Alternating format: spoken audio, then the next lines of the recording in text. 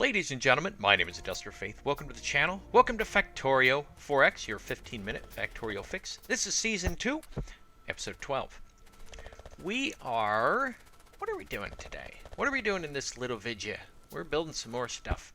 We have built our blue circuit manufacturing, and we are working on our copper throughput.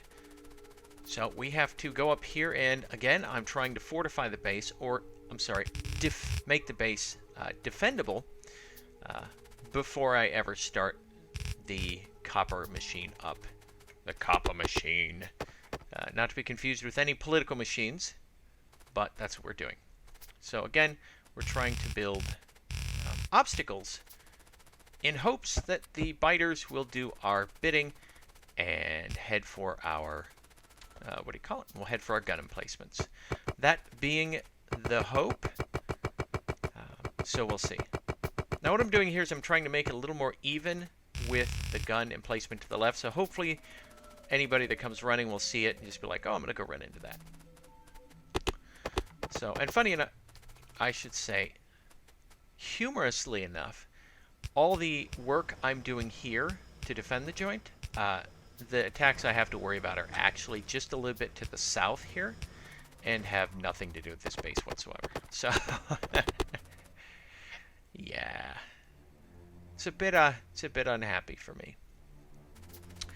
But although on a happier note, I had thought I had lost this video, or this, yeah, I thought I had lost this video, and I was like, oh no, what am I going to do? But I didn't, so here we are. Yeah, I don't want to lose another hour of footage somewhere and just be sort of, what are we doing? So here we go. So we've got throughput just cranking up. Now again, sometimes the throughput will actually look better because you have buffered all the items you're trying to build, and so your line won't be actually making anything because everything it's supposed to make is already made. So, and that sort of leads to a buffer. And then when you actually start to build stuff, you're going to get sort of a surge in the system. So this is why you shouldn't draw with a mouse. Your lines get crooked. Just saying. Just saying. So hopefully that'll work. I don't know if it has to be a void. Again, we'll find out. Now, at some point I'm going to build... Am I building more laser turrets, or am I building a... At some point I'm going to build a radar and put it in a place. And as I recall, I'm going to sit there and go, you know, this is totally going to get killed. But right now I'm just building a bunch of laser turrets and dropping off the wood. Now I'm keeping some wood because I might want to build... I might need to build some power turrets. Not power turrets, power poles. The basic ones, of course.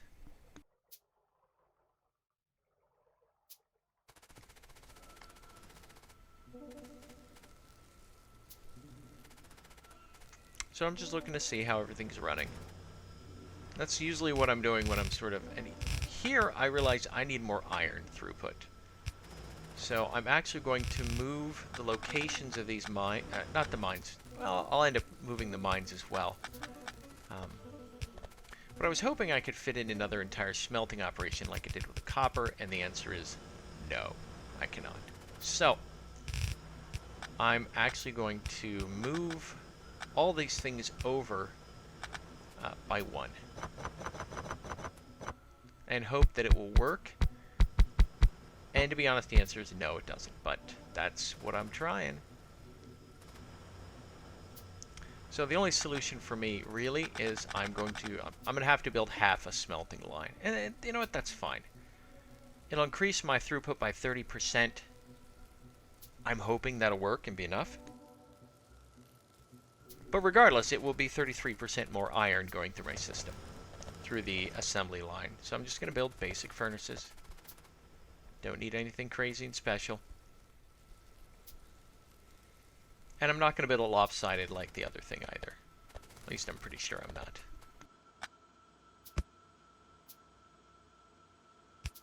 But what I'm going to do is I'm going to split off the iron here and join it here, because there's a lot of iron production that isn't being used. So my thought is that maybe the extra 30% will make it, yeah, the extra 30% will, oh, I didn't build it that way. Huh. Oh well, I can just rebuild the line. The assumption is the extra 30% will obviously take away, will add a further demand on the whole process, and with any luck, the steel's full, we're chock full, no big issues. Oh, more aliens. So I'm getting attacked up there, and what happened is it again, the lasers were able to reach out there, and again the whole point of that is that the minute they take damage, they try to beeline through to whatever's hurting them.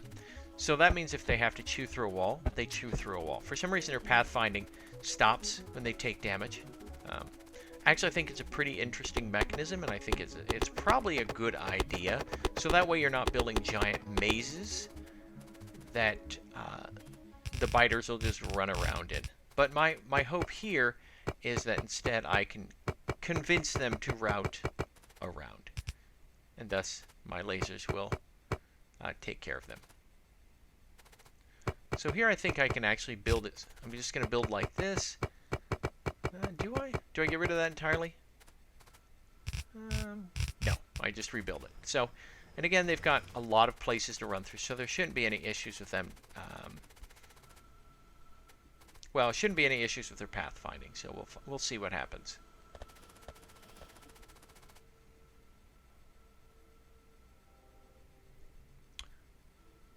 So I'm sitting here kind of fuming because I'm waiting for science, waiting for an attack, and I can't see what's going on out there for some reason. So I think I end up I'm probably going to put a radar out there. So I'm just saving because, you know, I don't want it to crash or anything. So, but we have everything we need. We've got extra iron production, we have copper production, plenty of oil. Our science is working as fast as it can. In fact, I think we actually have a backup on the line. And at this point, I'm starting to think about increasing science. Because, I mean, realistically, we're 11 hours in. And science is really, really, really slow. So, yeah, there's a radar so I can see what's coming, hopefully. So making this work faster, making the science work faster, because artificially capping the science for a smaller footprint, you can avoid that. So,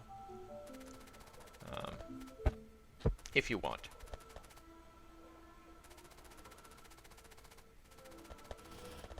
I think there's reasons to artificially handicap yourself, and there's things not to do when you're artificially handicapping yourself. Like this.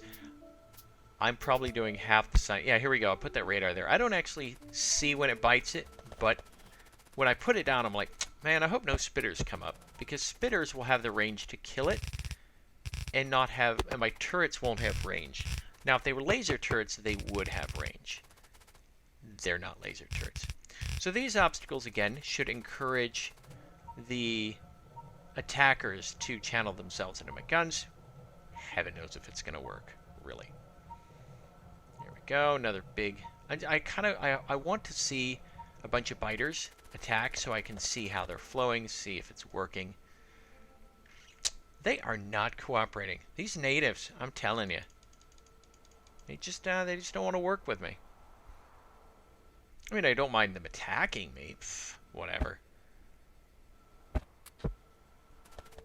So, speed modules. Am I missing anything? Well, everything looks to be going good. God, I've got some hankering for some banana bread. Who knows why? But so that was a quick attack. Nothing special going on up there. The base is pretty small. I think I'm going to go clear the base out here pretty quick. See? We got an attack down there, which was interesting. I think it was one biter. Finished rebuilding the obstacle there. I'm sure there's a better way to do this. So again, that's my fallback and run like the Dickens in case I place them too close and they get attacked. But long reach is fantastic for this.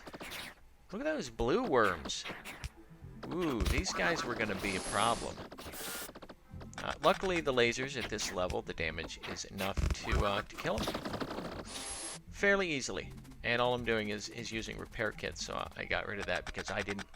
And again, no victory pole because I want them to grow back. So this front out here may be where I do all my harvesting.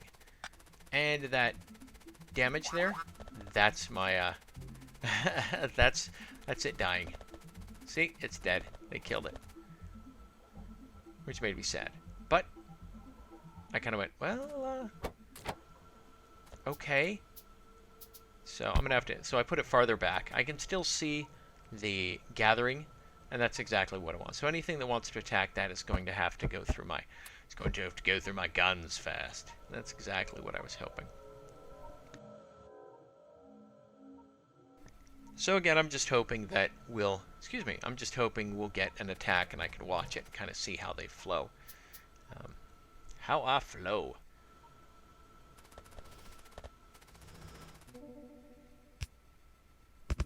So I'm building a blueprint right now. I am anticipating getting construction robots, which I don't know how soon that's going to be. Apparently, you can build a. I was watching Stejo today, and he built. I'm worried about not having enough power for my robots, so I want to build a personal fusion reactor. But I saw him powering his construction robots using. It's like a solar helmet, essentially. It's little solar panels you can put in your Mark 1 power armor. But I don't want to waste the resources on Mark 1 power armor because some of the resources used for Mark 1 power armor you can use towards Mark 2 power armor. Here we go. Okay, nobody got anywhere near that. But so that's all I care about. So at some point, again, I am probably going to swap out to lasers.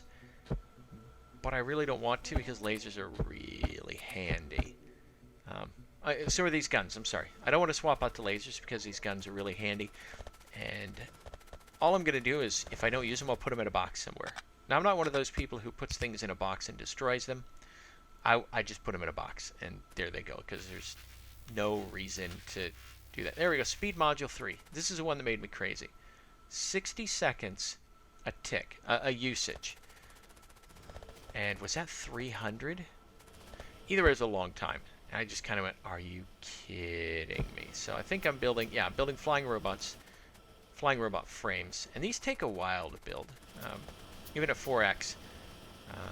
Yeah, 20 seconds. Is it 20 seconds? Yeah, 20 seconds. Which feels like a long time. Again, which is why I like to set stuff in places and just let it build itself. So I'm like, where's this attack? There's a little weird biter up there. And that was my first inkling that something could be a little screwy here. But we are going to see other stuff attacking there. I think we get a spitter who just, like, sits outside the wall and keeps attacking the wall. It's like, what are you doing, dude? Just go. I've provided a way into the base. Come on. So here's my 5 science. And this is making me crazy right now. I am inside my little brain. I'm going, this is ridiculous. This is ridiculous. And again, the biters are supposed to be moving to empty spaces, but they're not reoccupying the spaces I cleared out, which is a bit mystifying for me. But and maybe it's because now biter evolution's only about 33.8%, so it's not that bad. It's fairly low-key, and I think a lot of that is that my pollution footprint is actually fairly small because of the devotion to solar energy. So again, I'm just kind of watching power, trying to see where things are going. I'm not thrilled with solar. I'm not sold on it. I'm really not. There we go, killing more of them. It's too bad they don't drop giblets, as Stejo calls the Bob mod. Biter drops. That'd be great. But then again, they also have like 4 or 5 different colors of giblet drops, but regardless. All right, ladies and gentlemen, we're wrapping this up here. Thank you for joining me for the latest episode of Factorio 4X, your 15-minute Factorio fix. I look forward to seeing you in the next episode. Have a good night, and bye-bye.